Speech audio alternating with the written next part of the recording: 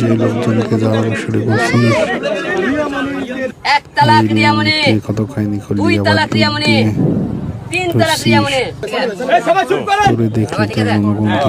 রিয়ামণিকে আপনারা সবাই জানেন, আমি আজকে কথা দিয়েছিলাম আজকে আমি রিয়ামণিকে তালাক দিয়ে গোসল করব। তাই আজকে মুখে তালাক আপনাদের দিয়ে দিচ্ছি, কাগজে তা কমপ্লিট ধরা হয়েছে। কালকে কোর্টে আমরা এফিডেভিট করে আমরা কাগজটা 3 মাসের মধ্যে তাক আপনারা কোর্টের মধ্যে পৌঁছে দেবো। কারণ কোন রকম এবার ফাঁকি ঝুঁকি হবে না, কোন রকম 2 নম্বরই হবে না, কেউ বলতে না পারে হিরো আলম তালাক দেনে। তাই রিয়ামণিকে আবারও আপনাকে জনগণের সামনে প্রকাশ্যে তালাক দিচ্ছে। 1 তালাক রিয়ামণি, 2 তালাক রিয়ামণি, 3 তালাক রিয়ামণি। তোর মতো মেয়ে আজকে থাকে বাংলা ব্যাগে থাকে, সবাই জান কি বলে আপনারা দেবেন সেই নামটা দিয়ে দিন। এইরকম মেয়ে, এই মেয়ে ঘটনা কি করছে তার জন্য কতটা আমি আজকে আজকে সম্মান হারাচ্ছি। এই মেয়ের জন্য আজকে আমি আজকে বাংলার মসজিদে ঘরে ঘরে আমাকে গালি দেয়। এই মেয়ে যদি কি রেখেছে আমাকে খুন করতে চায়, আমাকে খুন করে সে তার পরকীয়া প্রেমিক নিয়ে চলাফেরা করতে চায়। হিরো আলম আলম সব দিকে এই নিতেছে খালি তালাক দিয়ে আবার দায় আসে।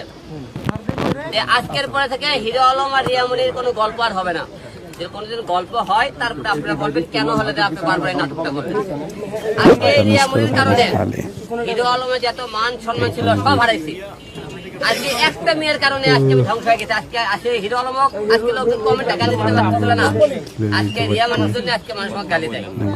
তাই আজকে আপনাদের একটা কথা বলতে চাই, আপনারা সবাই জানেন এই জায়গা এই এম ব্লকেই গত 29 তারিখে এই জায়গাতে আমি ঘুরতেছিলাম। এখান থেকে কয়েকজন হলে 6 জন লোক আমাকে টেনে নিয়ে যায়, মাঝখানে নিয়ে যায়, রক্তাক্ত করে মেরে রেখে চলে যায়।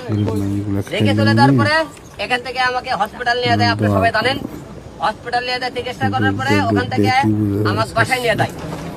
আপনারা সবাই দেখেন এখান থেকে যখন হসপিটাল নিয়ে যায়, তারপরে চিকিৎসা করে বাসায় নিয়ে যাওয়ার পরে বাসা থেকে রিয়ামণি আমাকে বের করে দেয়।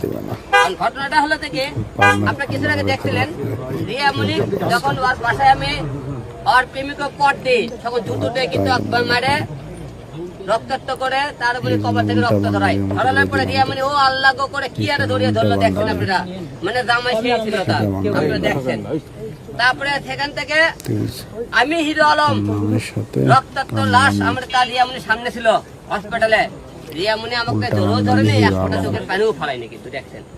তাহলে ভালোবাসা কত আপনারা দেখেন। এখান থেকে নিয়ে বাসা থেকে নিয়ে যাওয়ার পরে রিয়ামণি 3 দিন বাসায় আমার থাকার পরে বাসা থেকে আমি যখন আসি আপনার অফিসে আসি, রিয়ামণি ফোন করছে তুমি যান বাসায় আসো না, বাসাটা তোমাকে আসতে মানা করেছে, এই বাসায় তুমি আসলে বাসা ছেড়ে দিতে বলেছে।